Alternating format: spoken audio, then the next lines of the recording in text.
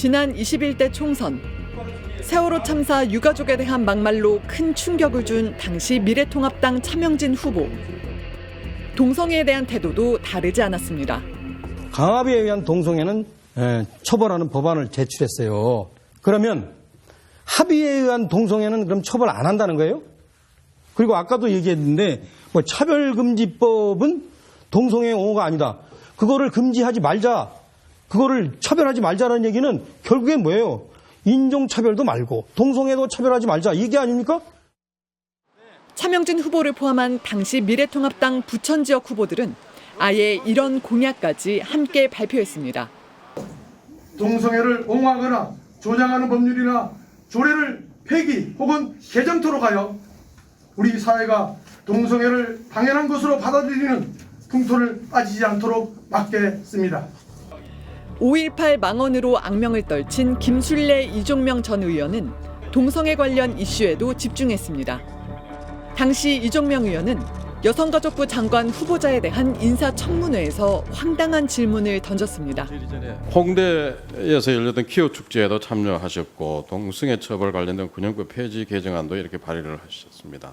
이런 것들을 보면은 동성애에 대한 어떤 확고한 입장을 가지고 계시는데 그렇다고 후보자께서 동성애자는 아니시죠? 의원님 네. 질문 자체가 또 네. 어떤 차별성을 담는 질문일 수 있습니다. 김술래 전 의원은 질병관리본부에 대한 국정감사에서 동성애와 에이즈가 직접 관련이 없다는 설명에도 무조건 윽박지르고 호통을 칩니다. 다시 한번 묻겠습니다. 소수 동성애자가 이 에이즈의 주역입니까 아닙니까? 하지만 제가 말씀드린 반항하지 대로 마세요. 자꾸 그거를 안전하지 않은 에? 성접촉 그거를 자꾸 그렇게 변명의 변명으로 무리를 따르면서 이거를 거역하지 마십시오.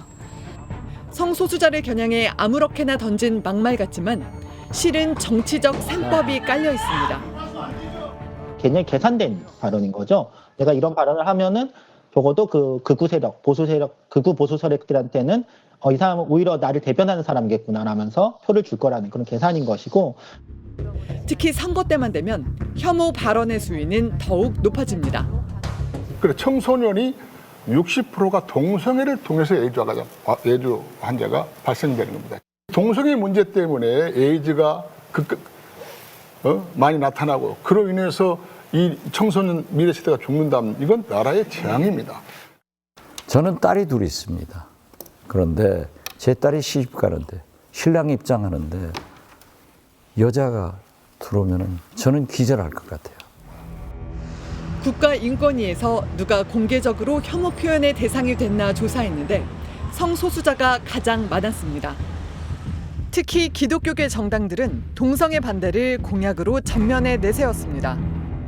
특별히 딱 하나 잡는다 그러면 동성애법, 차별금지법 때문에 출마하게 됐습니다.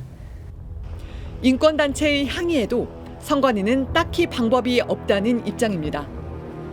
지금 공직선거법은 선거에 출마한 후보자나 가족에 대한 비방과 허위사실 공표만 막고 있을 뿐 혐오 발언에 대한 별도의 규정이 없기 때문입니다. 인권위원회가 적극적으로 나설 법적 근거도 없습니다.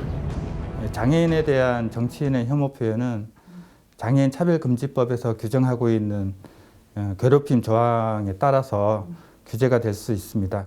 성소수자 등에 대한 혐오 표현은 딱히 국가인권위원회법에서 규제할 수 있는 명시적인 근거를 찾기가 어렵습니다. 혐오 발언을 일삼는 정치인들이 동성애를 차별하는 발언도 적극적으로 하고 있었군요. 네. 그런데 정치인들의 이런 발언들 사실 이 보수 개신교계를 의식한 면도 크지 않겠어요? 네, 그렇습니다. 보수 개신교는 동성애 문제, 특히 차별금지법에 대해서 강력한 반대 목소리를 내고 있습니다. 안철수 후보가 퀴어 문화 축제를 거부할 권리를 얘기했는데 사실 축제가 열릴 때마다 바로 앞에서 교회가 대규모 반대 집회를 열고 있습니다. 그 모습부터 보시겠습니다.